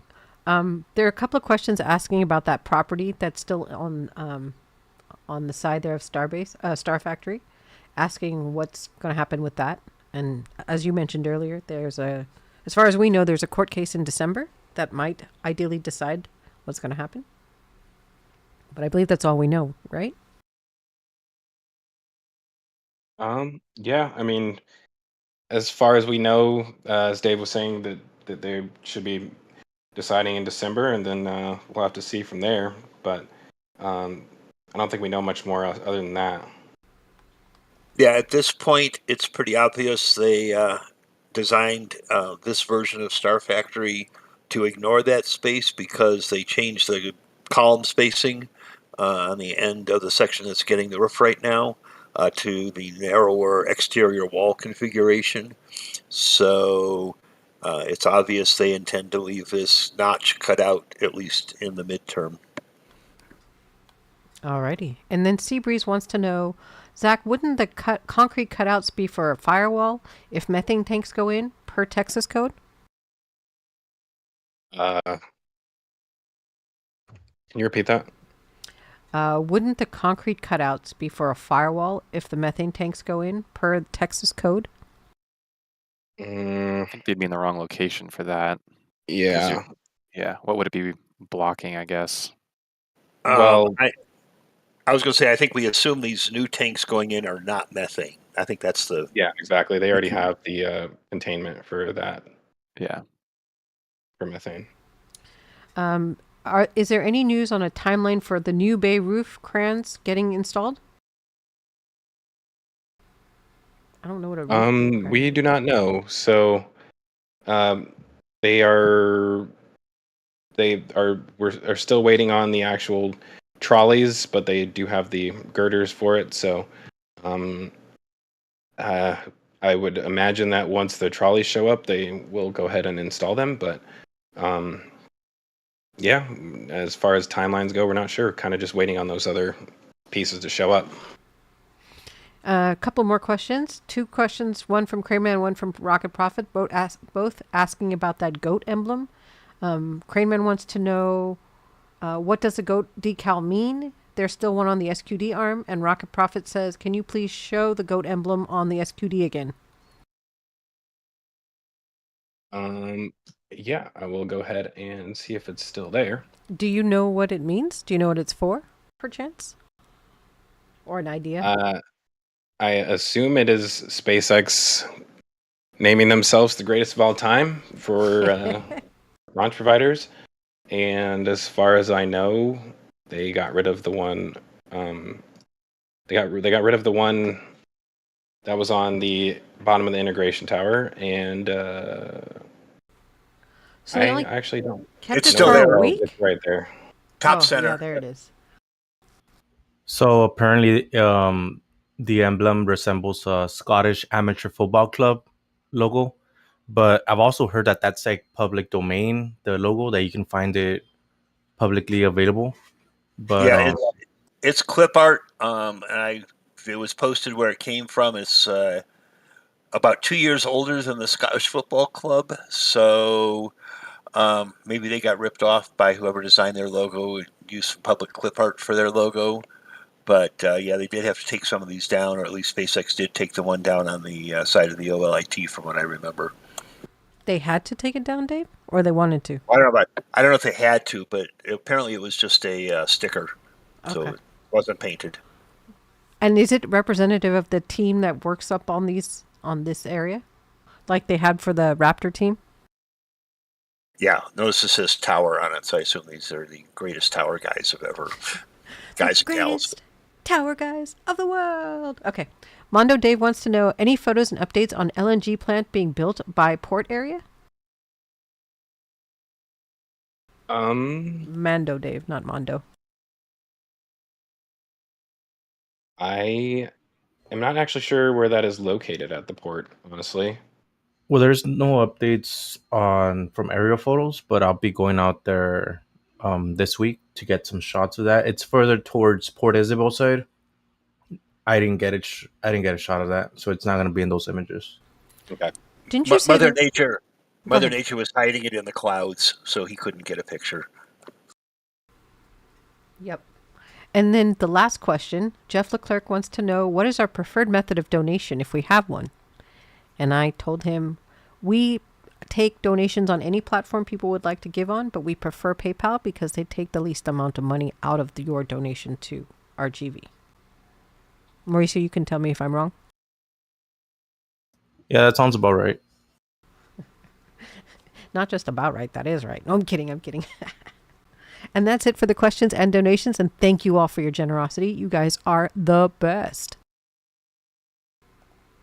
Back to you, Zach. All right. Well, unless we have any other questions, I guess that pretty much ends our show for today. Yeah, wanted to thank everybody for joining us today, and every Saturday. It's been nice being back. Again, I'll probably be here next week. Yay.